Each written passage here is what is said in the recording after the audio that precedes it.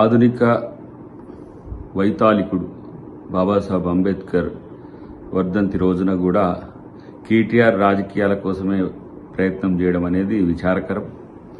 Congress party ఏదో అంబేద్కర్ ఆలోచనలకు వ్యతిరేకంగా ఉన్నట్టు అంబేద్కర్కు నివాళులు అర్పించడానికి కూడా ఇష్టం లేనట్టుగా ఒక ప్రచారాన్ని మొదలుపెట్టడం అనేది అయితే ఇది ఇంత మేరకు సబబు అనేది ఆలోచించుకోవాల్సిన అవసరం ఉంది. ఈరోజు విజయోత్సవాల్లో భాగంగా ఈరోజు పెద్ద ఎత్తున అంబేద్కర్కు నివాళి అర్పించే కార్యక్రమం ఉంటుంది. ఆయన ఏదైతే ఈ రాష్ట్రంలో మేము అన్ని వర్గాలకు దళితులకు ఏ విధంగా మేము చేస్తామని హామీ ఇచ్చినాం వాటన్నిటి కూడా ఈరోజు సాయంత్రం ముఖ్యమంత్రి గారు దాని ప్రస్తావన కూడా తీసుకొస్తారు. అంబేద్కర్కు ఘనంగా నివాళులు అర్పించే ప్రయత్నం చేస్తారు. అంతేగాని ఏదో మీలాగా విగ్రహాలకు పూలదండలు వేయకుండా గతంలో ఎన్నిసార్లు వేసిండో కేసీఆర్ గారు ఒకసారి మీరు ఆత్మపరిశీలన చేసుకోండి. పెద్ద విగ్రహం కట్టించడం కాదు, ఆయన ఆలోచనలను ఆయన ఇచ్చిన స్ఫూర్తిని ముందుకు తీసుకుపోయే ప్రయత్నం కాంగ్రెస్ పార్టీ చేస్తుంది. కాబట్టి అంబేద్కర్ పేరు సెక్రటరియట్కి పెట్టి అంబేద్కర్ గారి విగ్రహాన్ని పెట్టి అంబేద్కర్ గారి రాజ్యాంగాన్నే మారుస్తా అన్న కేసీఆర్ యొక్క తనయుడిగా లేదంటే అంబేద్కర్ ఆలోచనలకు విరుద్ధంగా ప్రభుత్వాన్ని నడిపిన కేటీఆర్ గారి మాటలు చూస్తుంటే ఆశ్చర్యం అనిపిస్తుంది. దళితులకు, ఆదివాసీలకు, గిరిజనులకు, గురుకులాలకు సంబంధించిన సమస్యలు ఉన్నట్టు లేదంటే ఆర్ఎస్ ప్రవీణ్ కుమార్ గారి మీద ఏదో కేసులు పెట్టిన అంశాలు కూడా ప్రస్తావన తీసుకొచ్చింది. ఈరోజు ఇంటిగ్రేటెడ్ స్కూల్స్లో కులాలకు అతీతంగా 1000 మంది చదివే ఒక ప్రయత్నం కాంగ్రెస్ ప్రభుత్వం చేస్తుంది. అది రేవంత్ రెడ్డి గారి యొక్క ఆలోచన. గతంలో మీ నాయన అనుండే ఏంది KG to PG ఉచిత విద్య, అలాంటి గురుకులాల్లో ఏ కులం అనేది పెట్టకుండా SC గురుకులాలు, ST గురుకులాలు, BC గురుకులాలను పెట్టకుండా అందరూ ఒక దగ్గరనే చదవాలని చెప్పి చాలా ప్రగల్భాలు మీరు వెనకటికి పలికింటారు. అదే ఇంటిగ్రేటెడ్ స్కూల్స్లో ఇంటర్నేషనల్ స్టాండర్డ్స్తో ఏర్పాటు చేస్తున్న స్కూల్స్లో అదే చేయబోతున్నాం. ఉచిత విద్య వైపు తీసుకుపోవడం ఇంకా కులాల ప్రస్తావనతో అభివృద్ధినో లేకపోతే వాళ్ళ యొక్క అంశాలను తెర మీదకి తీసుకొచ్చేది కాకుండా ఒక నవ భారత నిర్మాణం ఏ విధంగా జరగాలనో అంబేద్కర్ ఏ కులరహిత సమాజాన్ని కోరుకున్నాడో ఆ దిశగా కాంగ్రెస్ ప్రభుత్వం ప్రయత్నం చేస్తున్నది.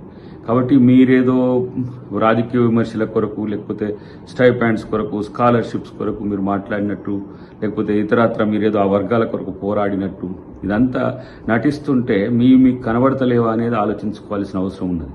అన్నిటికంటే ముఖ్యంగా అంబేద్కర్ అనే పేరును కనీసం ప్రస్తావనకు కూడా తీసుకురావడానికి ఇష్టపడలేదు మీ డాడీ. ఒకసారి చూసుకోండి చరిత్ర. రాహుల్ గాంధీ గారి మీద ప్రేలాపనలు పేరుతాడు ఆయన. రాహుల్ గాంధీ ఆలోచనలకు కనీసం దరిదాపుల్లో మీ ఆలోచనలు ఉండవు. మీ ఆలోచన అది కానే కాదు. ఈ దేశంలో రాజ్యాంగ పరిరక్షకుడుగా దేశం మొత్తాన పోరాడుతున్న ఒకే ఒక్క యోధుడు ఇలా రాహుల్ గాంధీ గారు. ఈరోజు కాంగ్రెస్ పార్టీ పునరుజ్జీవం అవుతున్నది. దేశంలో బీజేపీ లాంటి మత రాజకీయాలు చేసే పార్టీని ఎదుర్కోగలుగుతున్నాడు. అన్ని వర్గాల ప్రజల్ని సమీకరించబడుతున్నాడు అంటేనే మొన్న మీరు చూసిండ్రు ఏ విధంగా నవంబర్ 26 జనవరి 26 వరకు రాజ్యాంగ పరిరక్షణ సదస్సుల పేరు మీద దేశం మొత్తాన మా పార్టీ ఏం చేస్తుంది. మీ నాయనేమో రాజ్యాంగాన్ని మారుస్తా, అంబేద్కర్ రాసిన రాజ్యాంగాన్ని మారుస్తా అనబట్టే ఏది RSS వాళ్ళ మాట విని, బీజేపీ వాళ్ళ మాట విని. కానీ ఈ దేశంలో ప్రజాస్వామ్యాన్ని, ఈ దేశంలో స్వాతంత్రాన్ని, ఈ దేశంలో స్వేచ్ఛను కాపాడే ఈరోజు నాయకుడు రాహుల్ గాంధీ గారు. మాట్లాడితే వాళ్ళ మీద ఏదో విరుచుకపడితే ఏదో పెద్ద అయినట్టు అనుకుంటారు. రాజీవ్ గాంధీ గారి విగ్రహాన్ని ఏడ ఉంచాలనో ఏడకు పంపించాలని అడిగి పంపిస్తామని అంటారు. మీకు అసలు తలకాయ ఉందా మీకేమైనా? ఇలా మీరు ఇన్ని రోజులు ఎందుకు తెలంగాణ తల్లి విగ్రహం పెట్టలేదు? మీరు తెలంగాణ తల్లి అంటే ఇష్టం ఉండదు. తెలంగాణ పాట అయినా జయ జయ హే తెలంగాణ పాటను మీరు జాతికి అంకితం ఇయ్యరు. మళ్ళీ వచ్చినాక చేస్తారట వీళ్ళు. ఇదేనా మీరు 10 సంవత్సరాలు ఏం చేసిండ్రు? మరి తెలంగాణ తల్లి తెలంగాణ ప్రాంతీయ ఆడపడుచు లెక్క ఉంటుంది. మీలాగా రాజసం ఉట్టిపడేలాగా లేకపోతే విలాసవంతమయంగా ఉండదు.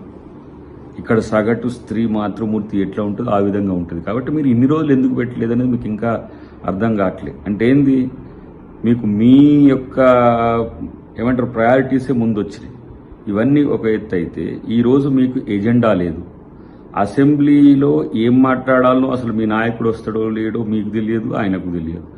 వస్తే ఏ రకంగా అవినీతి మీద చర్చ జరుగుతున్న ఉద్దేశంతో ఆయన రాడు. మీరు లగచర్లలో చేసినది ఏంటిది? రాజ్యాంగ హననమే కదా.